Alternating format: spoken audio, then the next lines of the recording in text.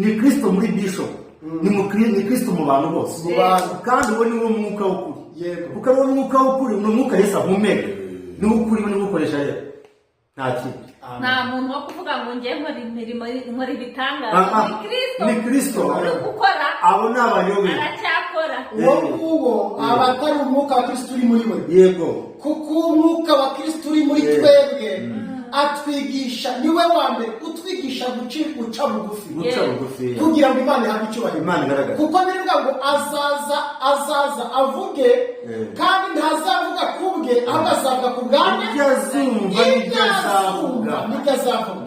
bivuze ngo kuvuga ibyawe, iyo uvuze ngo ndakora ibitangaza, ni wowe ko ntabwo ari Imana, ni wowe si Imana. Niba n'abantu bazakubwiraho n'abakenya, yego, abantu bazakubwira, kuko Satani n'ubwiza ikigenge yibwira inarijye. iyo ubaye inarijye muri aka gakristo, umwuka wa Kristo ntuba uri muri wewe. uwa Kristo presentinga Yesu ibikoreka gusenga n'uba nabishobora kuvuga ngo Yesu yanshoboje uburyo bwose bwo gukora ko kubaho kwawe ni Kristo mu buzima bwawe. ni ukuvuga ngo iyo umaze kwemeza ngo na Yesu ko ari we mwami w'ukuri, ahita aguhumekera n'umwuka w'ubufi. Yes, ako kanya ukora ibyo akora, utajya gukoreshwa ibintu yakora cyane. ni ibintu nabindi niko gupfa warapfuye, uba waranze uramwumva gushwanyaguza wese. ariko ijambo gupfa ashobora kuba ataranabyumva neza. gupfa ni iki? ni ugupfa ku cyaha. gupfa ku cyaha, gupfa urabona, iyo mpfuye kuri kamere, nubwo bivuze ngo kamere ntabwo yapfuye, ngomba gupfa kuri kamere, ntizapfa muri njye, ntabwo izapfa muri wowe, ariko njyewe kubw'ubuntu mpabwa n'imbaraga z'umwuka w'Imana unkoreramo zintera gupfa kuri kamere kugira ngo nkore umurimo w'Imana, ukorere Imana. abinyuze nuko ubuzima bwa Kristo bwinjiye muri njye, njyewe kuri kamere mba napfuye. kamere y'integeka y'imbwiye icyo gukora, y'imbwiye kujya gusambana, y'imbwiye ngo jya kwiba, umwuka wa Kristo uri muri jyewe ambwira ko njye napfuye kuri kamere. kamubwira ati dore kamere yanjye, dore kamere y'abambwe. wabyumvise? nguriye Kristo yarabambwe, kandi Kristo abambwe yabambwe kamere yanjye. urabyumva? Kristo ava ku musaraba, kamere ye irahaguma, aragira ute? arapfa, arazuka. ubivuze ngo njyewe singi hariya, kamere irabambwe, ariko njyewe napfanye na Kristo nzukana nawe mu bugingo bushya. Imana ishimwe cyane. ariko kamere mu bugingo bushya ihora ishakisha kugira ngo njyewe nze gukora ibya kamere. nayo mpamvu iyo kamere ntumbiriye umusaraba, kuko nicyo umusaraba wampuje na Yesu. iyo ntumbiriye umusaraba nibwo mpabwa imbaraga z'umwuka zituma nesha kamere, kuko kamere yo ihora igutiritinga kugira ngo ukore icyaha.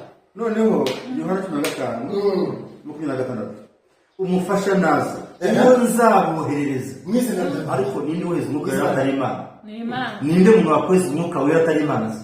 ni Yesu uvuga. kandi uwo nzabohereza umufasha naza uwo nzabohereza ava kuri Data, ari wo mwuka w'ukuri wese. biragatiwe umwuka wa Yesu nanone.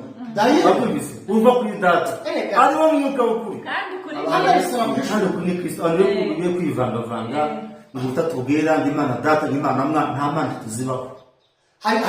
Imana ni imwe, igizwe n'umwuka wayo n'ijambo ryayo. hari inama twagira abantu, nibyo ukoresha, sibyo? yego. hari inama twagira abantu bose bari kutwumva. icyambere nibasome ijambo ry'Imana, basome ijambo ry'Imana, basesengure neza, be gusoma birukanga, bicare ku ijambo ryose aho Imana yavuze umwuka wayo, basesengure ijambo ryitwa umwuka wera.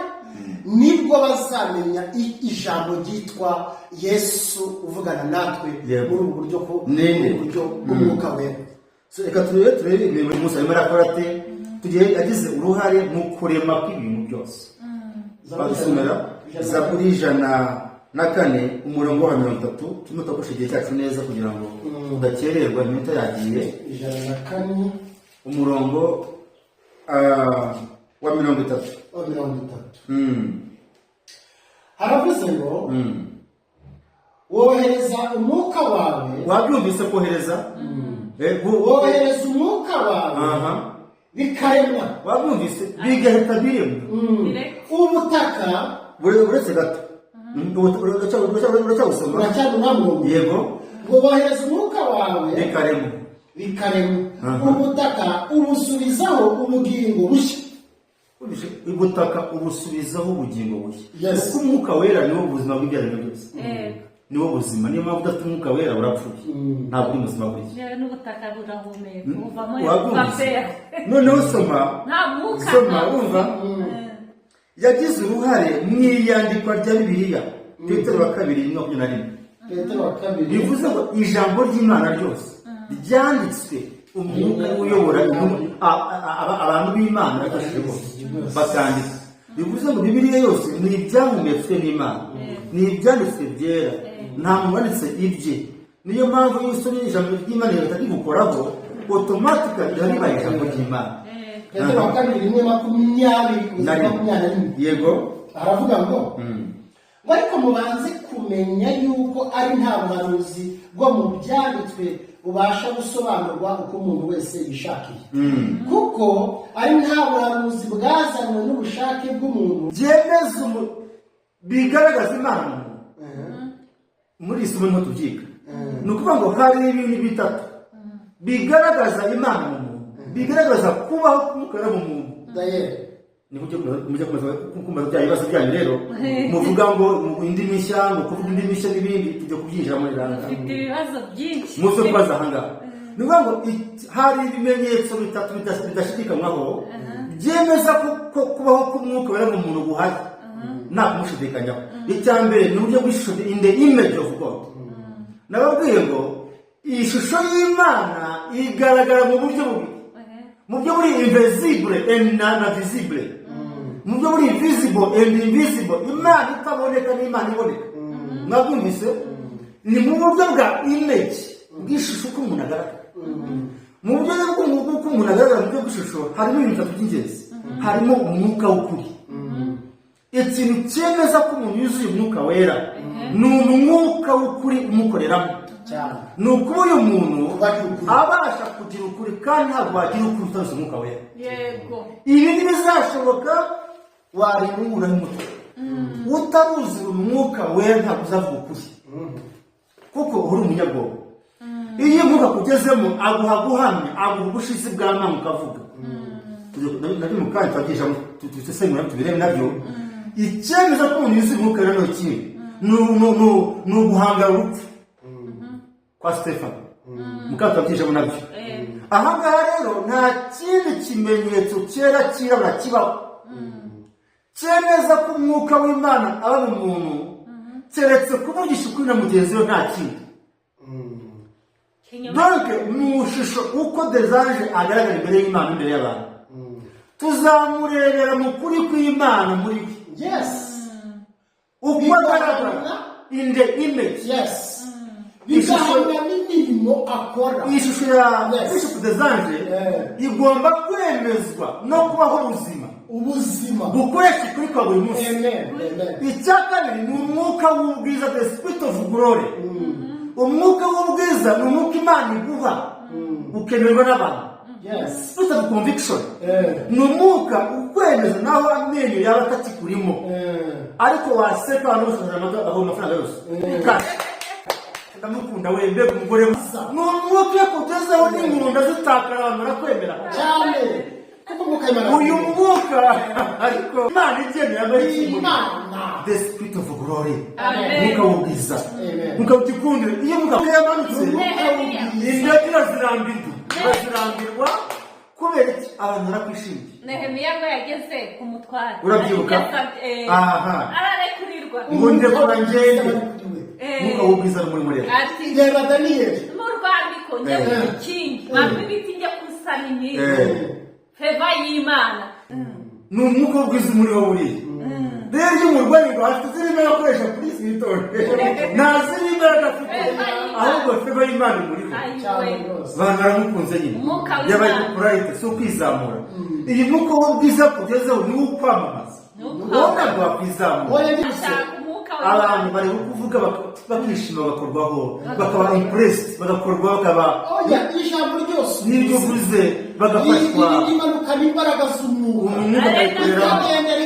rikoza umutima w'umuntu wari ufite umukanyari agaseka akishima uwari ubabaye rikamwomora umutima mbese wowe ukaba icyomoro mu bantu ku rwego wowe usigara uri mama w'amahanga barahari ari wowe urivuze akuramo ntakivuga ni Imana iri kwivugira ngo nukura ibishimwa mu bigabo uzi ukuntu ikinyoma benshi bagishima babona ari cyiza ariko wowe ibyo ngibyo nukuramo ukuri ari byo ushima mu gihe abandi bavuga ngo kuvuga ukuri ntabwo babishima uzaba nk'akanwa k'Imana tubwire abantu ngo bakiri umwuka w'ubwiza bareka amagambo bava mu magambo bashaka umwuka basenga ntabwo muri ko kuza gutya uyu mwuka bisaba mu kanya tujye gusobanura intambwe zo kumuhabwa rero tujye kwinjira uyu mwuka w'ubwiza aza ryari